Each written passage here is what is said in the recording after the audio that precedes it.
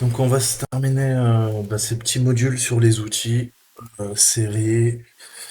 On a vu quasiment tout. Je voudrais terminer Hydra avec vous. Ok. Et maintenant, on va voir un petit peu comment ça se passe. Ok. On va lancer la VM. On va lire un petit peu l'introduction. On va se lire ça tranquillement.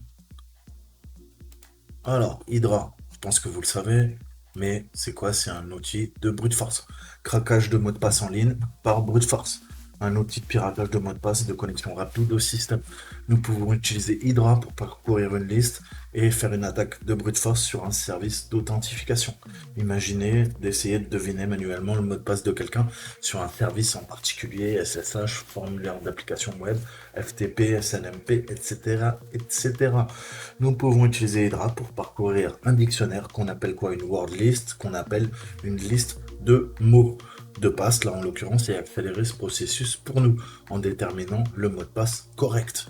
Donc Hydra a la capacité de faire des attaques de brute force sur les protocoles suivants: Asterix, AFP, Cisco AA, Auth, Enable, CVS, Firebird, FTP, HTTP Form Get, HTTP Form Post, HTTP Get, HTTP Head, Post, Proxy, Form Get, Form Post, Get, Head, etc., etc. ICQ, IMAP, IRC, LDAP, MySQL, NC. Bon, vous savez lire, il y en a un paquet.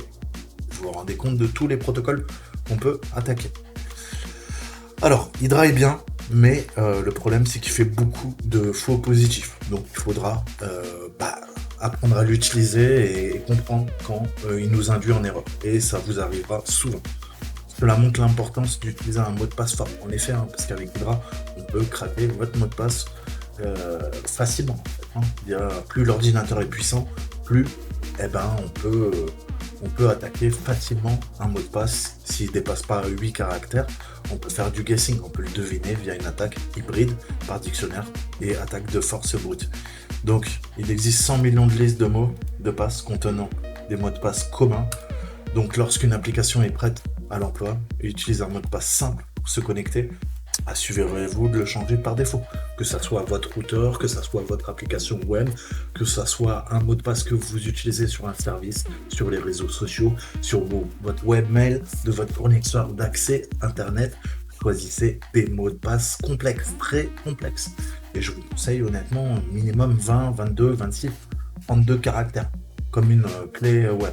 Honnêtement, sinon vous allez vous faire péter.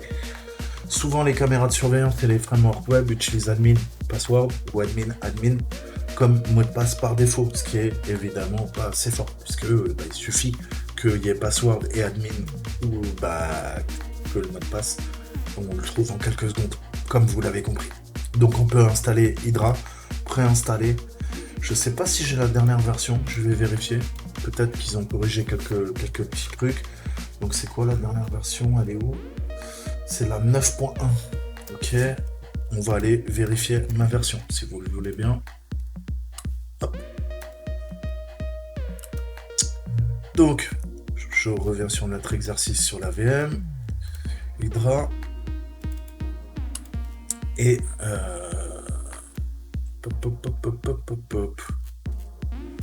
on va aller voir un petit peu ce qui s'y passe. Donc, le VPN, on va le laisser. Je vais faire un sudo apt install Hydra pour vérifier sa version.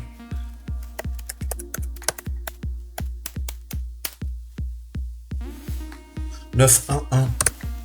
Et là, on a dit quoi? 9.1. Donc, ok, il a l'air d'être à jour. Donc, je vais utiliser la version qui est préinstallée sur mon système. Et ben voilà, on est prêt. La machine est lancée, on a l'adresse IP. Et on va voir un petit peu les commandes de base. Donc, comment ça se passe? On a une machine. On va laisser 2-3 minutes. En attendant, on va lire ça. Donc, les commandes par défaut. Les commandes d'Hydra. Les options que nous transmettons à Hydra dépendent du service, du protocole que nous attaquons. Par exemple, si nous voulons faire une attaque brute force sur du FTP, avec le nom d'utilisateur étant user et une liste de mots de passe étant par exemple passlist.txt, nous utiliserons la commande suivante. Ok, le petit L pour user, le grand P pour préciser que c'est une word list. Si c'est un petit p, c'est le mot de passe. Et dans ce cas-là, si vous mettez un petit p, il va tester le mot de passe qui s'appelle passlist.txt. Si vous mettez un grand p, il va aller taper dans un dictionnaire qui s'appelle passlist.txt. Attention, il y a une grosse différence. Quand vous utilisez un grand P, c'est un dictionnaire, une word list, il y aura plein de mots de passe. Si vous mettez petit p, lui, il va comprendre que vous voulez utiliser ça, cette chaîne de caractères, avec un caractère spécial, passlist.txt, comme mot de passe. Et il n'utilisera que celui-ci. Hein. Donc faites attention, petit p, grand P, ça n'a rien à voir. Et ensuite, on précise quoi? Le protocole, // mais vous devriez avoir l'habitude, et notre machine. Ok. Donc, pour les besoins de cette machine déployée, voici les commandes à utiliser pour Hydra sur du SSH ou un formulaire web. Donc là, c'est pareil, on va mettre le username, on va mettre la word list, on va taper directement sur l'adresse IP, et ça, l'été, c'est les threads. Plus il y a de threads, plus ça va vite. Et on précise le protocole, ok? Le nombre de threads, plus vous utilisez des threads, plus ça risque aussi de faire soit du denied service, parce que la machine sera incapable de répondre, soit vous allez forcer, vous allez aller trop vite, et ça va, au lieu de vous donner des résultats qui soient sûrs et précis, ça va entraîner un maximum de faux positifs. Et quand on attaque, on veut avoir qu'un mot de passe qui est bon, qui ne nous dise pas « Ah ouais, j'ai trouvé 10 mots de passe ». Non, pourquoi? Parce que vous aurez forcé un peu trop de threads, où il y aurait eu un problème, et donc ça va entraîner des faux positifs. Ok? Donc, comme ils disent, publier un formulaire web, nous pouvons également utiliser Hydra pour brutaliser, ouais, c'est le cas de le dire, les formulaires web, ok? Donc, des post forms ou des get forms. Nous devons nous assurer de savoir quel type de requête il fait, donc soit get, soit post, généralement qui est utilisé. Voilà, un des deux. Hein. Vous pouvez utiliser l'onglet réseau de votre navigateur pour voir les différentes requêtes ou simplement afficher le code source. Voici un exemple de commande Hydra pour faire sur une requête BOST. Donc là, on change rien. Juste après, on a soit HTTP GET form, soit on a HTTP POST form. Comment je sais ça? Parce que j'ai bien lu ce que j'ai dit tout à l'heure. Ok, il est là. Il y a même tout ça. Ok, quand vous voulez faire du HTTP, vous pouvez utiliser tout ça. Nous, on va se focaliser sur ça. Ok, formulaire en post ou formulaire en get. Donc, je reviens pour que vous compreniez bien. Et ensuite, alors là, c'est la syntaxe qui est Zarbi. Il va falloir vous habituer. Déjà, c'est entre guillemets, double quote. Hein, vous ouvrez, vous fermez. Ensuite, on a quoi? On a username avec un 2 points. On a un slash parce qu'on part à la racine. Et le username, c'est user. Et le password est égal à pass. Ça sera toujours le chapeau, pass, chapeau. User, chapeau, pass. Et ensuite, il faut récupérer le message d'erreur. Donc ça, c'est un petit peu compliqué. Le plus simple, c'est d'utiliser burp et d'intercepter une requête. Et vous allez voir que la requête qui l'intercepte vous donnera tous les paramètres à utiliser notre crochet. Ok? Donc là, HTTP, on sait que c'est du post. Login URL, c'est l'adresse de connexion, de la mire de connexion. Le pass, c'est ce qu'on lui dit. Là, c'est password, c'est le champ password qui doit être entré. Il va remplacer le pass par mon fichier de password. Ok. Le login, c'est le message d'erreur. Login fail, ça c'est le message que retourne l'application. Et F incorrect, ce mot apparaît sur la page si c'est incorrect. Ok. Et le V pour avoir tout ce qui est verbe, donc beaucoup plus de détails. Donc vous devriez maintenant avoir suffisamment d'informations pour mettre cela en pratique et vous forcer à vous connecter à la machine déployée, enfin forcer notre attaque. Donc, on va tester Molly. Est-ce qu'il nous donne des listes? Non. Non. Ok. Donc on va utiliser ce qu'on a.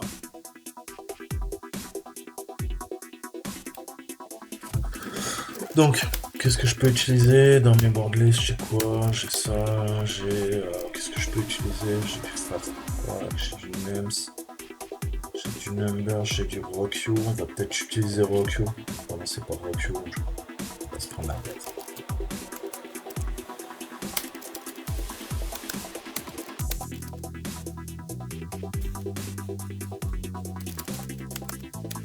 Je sais pas. J'ai rien dans cette liste. D'accord. Diam, fuzz, powder.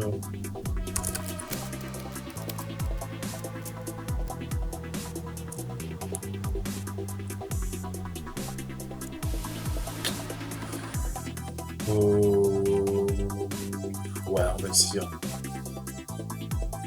Il y a quoi donc? Uplift, sort. Ouais, non, ça c'est pour faire de l'énumération, ça va pas le faire. Ouais, bah on va utiliser RockU, ok? On va utiliser RockU qui est voilà, parce qu'il n'est pas décompressé, donc il est là-dedans. Voilà, là on a RockU avec mes 13 millions de mots de passe. Ok? Donc on va utiliser ça. Et en espérant encore une fois que Molly, elle aura un des mots de passe qui est présent dans cet énorme dictionnaire, comme vous pouvez le voir. Ok. Donc en espérant que on aura bien le mot de passe de Molly là-dedans. Donc vous voyez qu'il y a quelques petits mots de passe qui sont présents dans le dictionnaire. On a le temps de les parcourir, c'est le cas de le dire. J'ai le temps de parler. Bon, on va s'arrêter là, si on a 13 millions, vous avez compris que le dictionnaire est patate. Donc on va utiliser ça. Donc déjà, repérage. Qu'est-ce que ça dit? Ça dit quoi? HTTPS, ça va pas marcher, c'est sûr.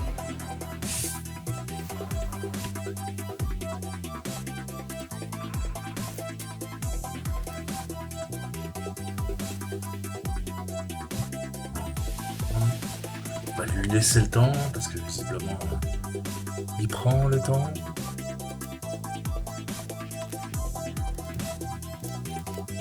On va attendre qu'il réponde. Je suis toujours connecté, ou à mon avis je suis plus connecté au VPN, il y a un problème. On va le relancer en même.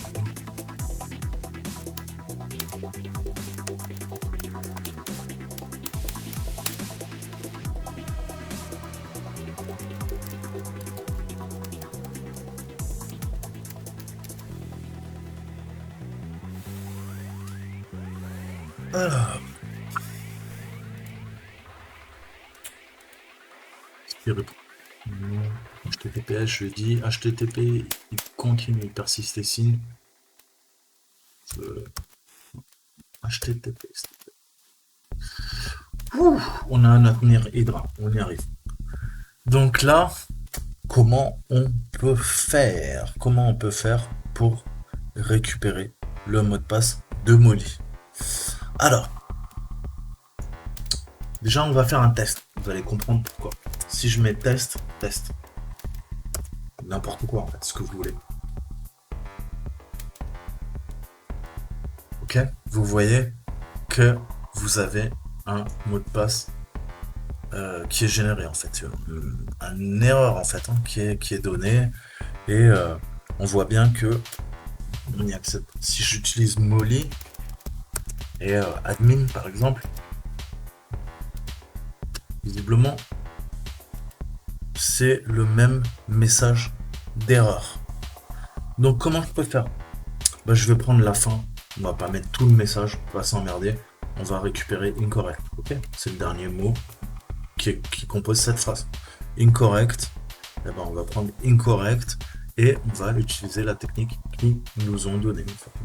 On va utiliser ça, ok? Donc on va voir, je vais lancer un nmap dessus. On va voir aussi les ports qui sont ouverts, histoire de s'amuser un peu. Petit clear. Alors, sudo nmap sv spa messieurs 10 10 48 154.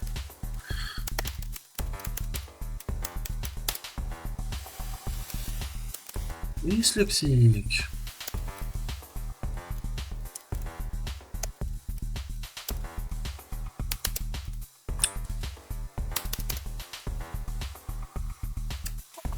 voir un petit peu, et sinon, bah, je vais lancer l'attaque. Donc on va voir, là on attaque quoi? On attaque, vous voyez, ça c'est le truc par défaut, ok? Mais il nous faut plus d'informations. Le user, ça va être quoi? Bah, le user, il est là. Le username, c'est quoi? On va le préciser. Nous, on veut quoi? On veut que ça soit Molly. Et la word list, il va remplacer tous les mots qui sont dans la word list dans le champ password. Ok? Et on récupère le message d'erreur. On met pas tout, on met juste la fin. Incorrect. Et je veux le mode verbe. Donc, qu'est-ce qu'on fait? Bah là, le password, il va falloir que je mette le chemin. Donc le chemin, c'est quoi? C'est word. Non, word. Ok, donc on va mettre home, salpin, world list. Ok, et là on a watch new. Ok. Maintenant, qu'est-ce qu'on fait? Eh ben, il faut qu'on mette le nom d'utilisateur avec le petit L. Je vais pas laisser ça. Qu'est-ce que je mets? Qu'est-ce qu'on a vu? Elle s'appelle comment? Elle s'appelle Molly M12. Parti.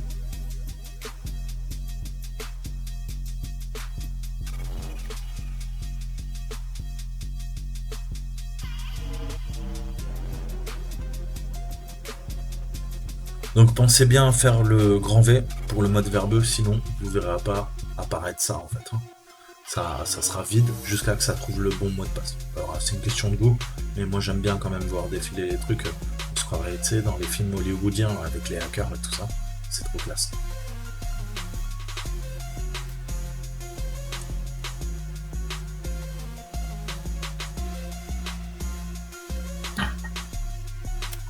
Donc là, vous voyez que j'ai pas précisé avec -t le nombre de threads. Donc par défaut, ça utilise 4 threads. Ça va déjà assez vite. Et je veux m'assurer de ne pas avoir de faux positifs. Je veux que le mot de passe qu'il me donne, ça soit le bon mot de passe. Qu'il me donne pas, qu'il me sorte pas 10 mots de passe. Et qu'il me dise, oui, oui, Molly, elle a 10 mots de passe. Non, Molly, c'est impossible qu'elle ait 10 mots de passe. Là, on a qu'un. Et il est dans cette liste ou pas.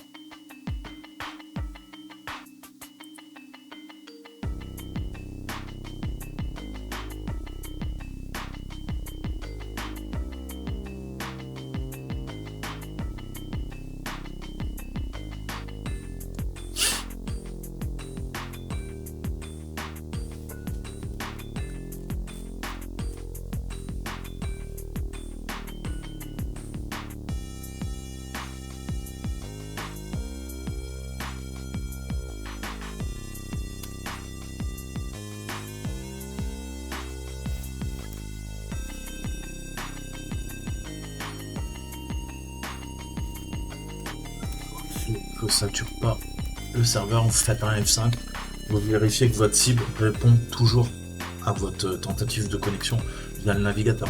Si vous commencez à voir que ça bug, que vous avez des messages d'erreur dans le navigateur, que ça commence à mouliner quand vous rafraîchissez, là vous voyez, je peux faire F5, il rafraîchit tout de suite.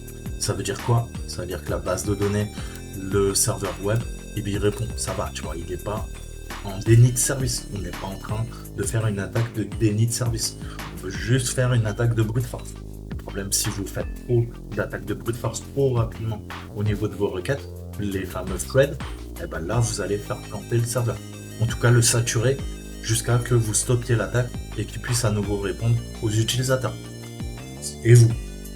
Donc le but, c'est de trouver un juste compromis entre la rapidité d'exécution de notre attaque et le fait que le système doit être répondant, il doit être responsive, je sais pas, responsible, je sais plus comment dire en français, enfin il faut qu'il puisse répondre en fait à nos requêtes, qu'il ne soit pas saturé, sinon ça sert à rien, sinon ça va induire Hydra en erreur.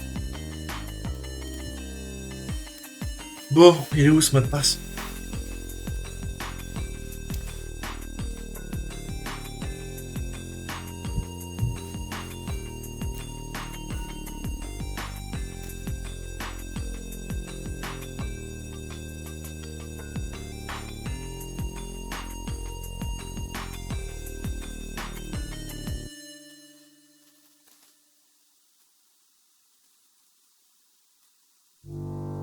Donc ouais, quand là j'attaque avec une word list de 13 millions de mots de passe, faites-vous un café, vous allez en avoir besoin. Ça peut mettre quelques minutes, Si le mot de passe est au début de la liste, s'il est tout en bas de la liste et que vous devez parcourir 13 millions de lignes, je vais y arriver. En fonction de la puissance de votre ordinateur, de votre connexion, ça peut prendre 1 heure, comme ça peut prendre 8 heures, comme ça peut prendre 24 heures.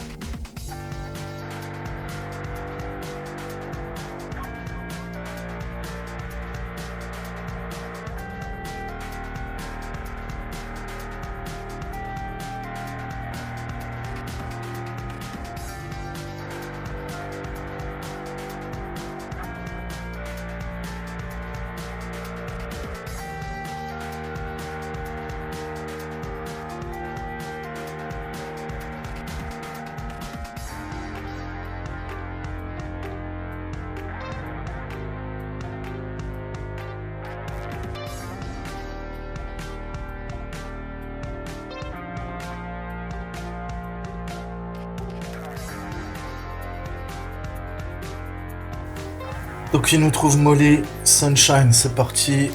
Molly Sunshine. Je me connecte. Molly Sunshine. Ça marche.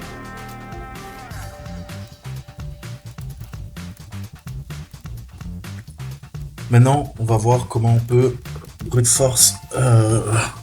Le SSH. On a vu qu'on a un port SSH. Comment on fait ça? Hydrant.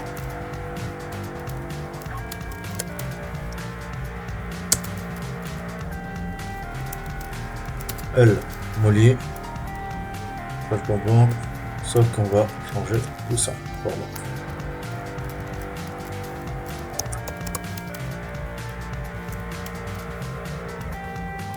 Ça, j'en ai plus besoin.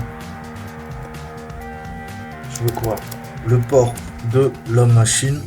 Et je vais lui demander quoi? T32. Ouais, T4. Espérons qu'il le trouve facilement. T8. Et je veux le port SSH. Qu'est-ce que j'ai fait? Ah oui.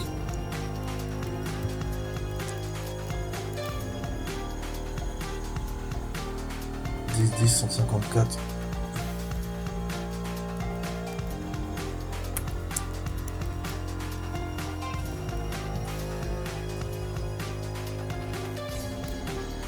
Donc il attaque cette fois-ci le port SSH. Ok. Et il nous le trouve également. On a Molly Butterfly. Comment je peux vérifier ça? SSH. Molly. Arrobase. L'adresse de la machine. Yes. Butterfly. Voilà. J'espère que vous avez kiffé. Soyez patient. Ne forcez pas trop les threads. Sinon, ça va vous donner des faux positifs ou carrément ne trouver aucun résultat. Et voilà. C'était comment utiliser Hydra. À très bientôt. Kiffez bien. Ciao, ciao.